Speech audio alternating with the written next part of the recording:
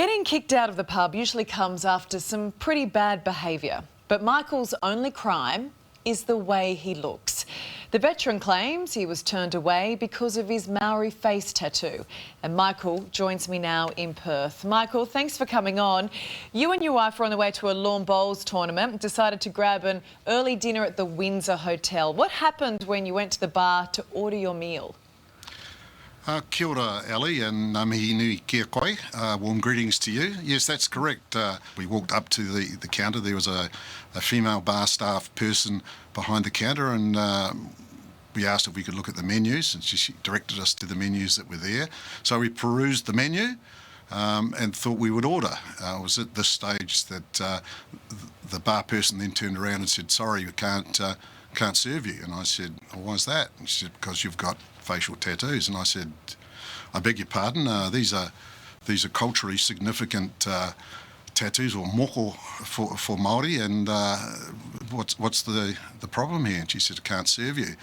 And there were some Australian patrons standing next door to us who were ordering some drinks, and they were suitably taken aback as well. And they actually said to her, "Well, can they not just sit down?" And I said, "Look, can I see the manager, please, so I can state my case?" She said, "I am the manager." And I said, "Well, you should know then that these are culturally significant to Maori." And she said, "Yes, we know about you Kiwis, but you still can't stay, you'll have to leave." And so we left. There was nothing there that we saw stating that we couldn't enter the pub because of facial tattoos.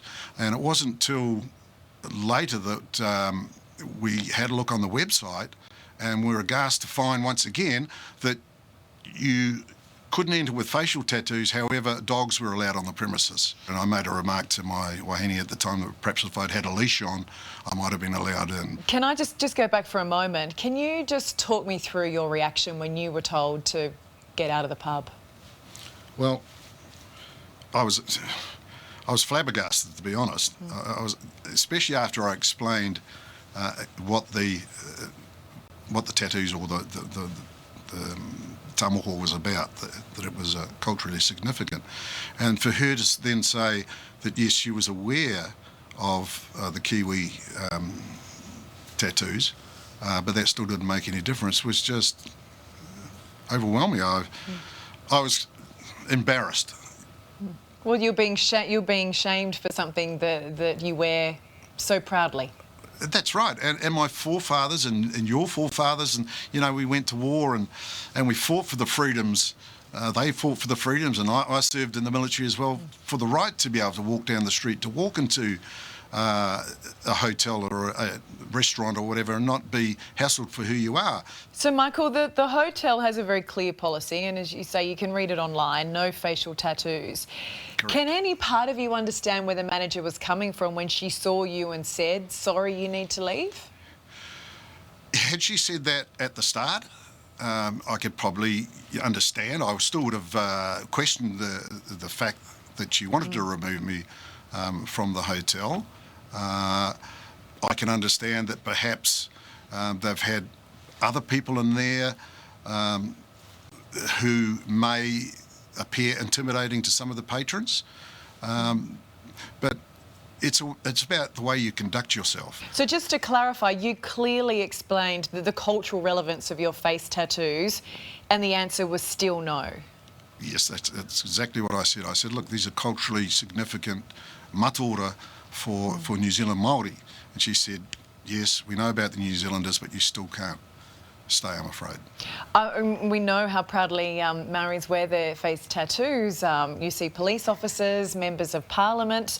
Michael, correct. You're an army veteran, have lived in Australia for 40 years. I know you got the ink 3 years ago. Why? Because I'm proud of my Maori heritage, and I'm proud to wear that heritage on my face.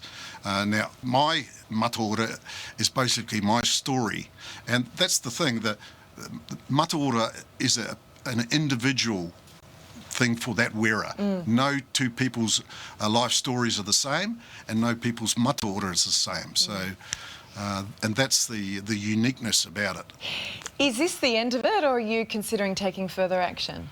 Well, let's see how it goes. I'm thinking of making submissions to the Human Rights Commission on this.